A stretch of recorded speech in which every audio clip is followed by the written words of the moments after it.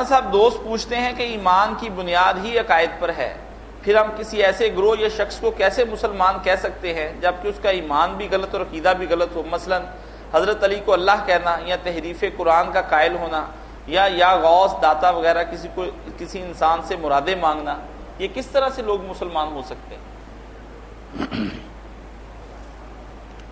آپ کو پتہ ہونا چاہیے، بالکل سوال آپ کا درست ہے۔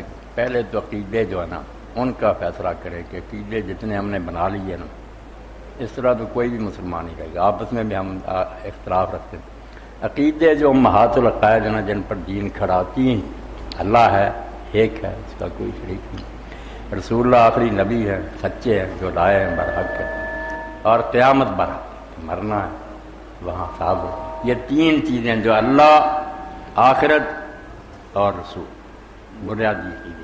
اس کے علاوہ جو باتیں نا آپ نے بتائی وہ کسی کو پہنچی ہیں، کسی کو نہیں پہنچی۔ جس کو پہنچ گیا وہ معاملہ، اس کو یقین آ گیا کہ یہ روایت سے وہ مان لیتا ہے، دوسرے شک کرتے ہیں۔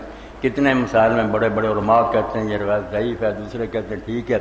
یہ باتیں انسان کو کافر نہیں کرتی۔ بس تین چیزوں میں سے کسی کا منکر ہو جائے کافر، مگر اللہ کے سامنے میں دوسری بات میں مگر غلط چیزیں آ گئی، جیسے یہ کہتے ہیں اللہ علیہ، کوئی شیعہ نہیں انہیں مسلمان کہتے، سب کہتے ہیں کہ ہم سے خارج ہیں، یہ کافر ہے، زندگی غالی اور نصیری ہیں، کافر ہے، بے دین۔ یہ شیعہ نہیں، شیعہ وہی جو مانتا کہ یہ اللہ کا بندہ اور ایک رسول اللہ کا خادم ہے۔ جو یہ باتیں کہتے ہیں نا کہ وہ بندے کی شکل میں خدا تھا، انہیں کہتے ہیں نصیری یا غالی، حد سے بڑھ سب لعنت بھیجتے ہیں ان پر۔ ٹھیک ہے، عوام اور پبلک بیوقوف ہوتی ہے، وہ ایسے چیزوں میں پھنس جاتی ہیں۔ جیسے ہمارے ساتھی یہ درگاہوں اور درباروں کو زیادہ پسینے والے عالم نہیں کہتے یہ کہ یہ سب کچھ ہے، وہ سنبھل کر بات کرتے ہیں، مگر جاہلوں کی باتیں الگ۔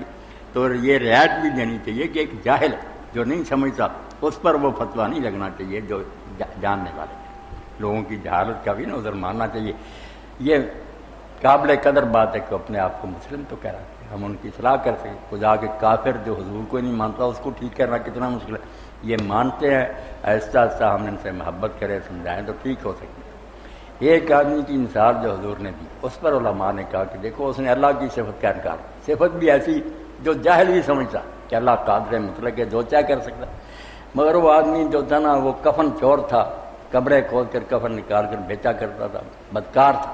مرنے کا وقت آیا تو اس نے بیٹوں کو بلایا، صحیح بخاری، اس نے کہا بیٹا میں نے کوئی کام نہیں اچھا کیا، اب میں اگر اللہ کے قابو میں آ گیا نا، اس نے مجھ پر قدرت پا لی، مجھ کو زندہ کر لیا، تو میرا کوئی حال۔ اب ایک طریقہ اس سے بچنے کا کہ مجھے جلا کرنا، میری راکھ تم کچھ پہاڑوں میں کچھ دریاؤں میں ادھر ادھر پھیر دینا، پھر اللہ مجھے نہیں پکڑ سکتا۔ اب جاہل بھی جانتا کہ اللہ تو سب کچھ کر دے، مگر اس نے کہا کہ نہیں، اس طرح میں اللہ کی قدرت سے خارج ہو جاؤں، جلا دیا گیا۔ تو اللہ تعالیٰ نے اس کو زندہ کر کے پوچھا کہ تم نے یہ کیوں کیا؟ تو اس نے کہا تیری عدالت کے خوف سے ڈر، خدا کے سامنے پیش ہونا پلے کچھ نہیں، خوف سے یہ کیا۔ تو اللہ نے کہا اس وجہ سے تجھے معاف کر، جب تو ڈر گیا تو بخش دیا۔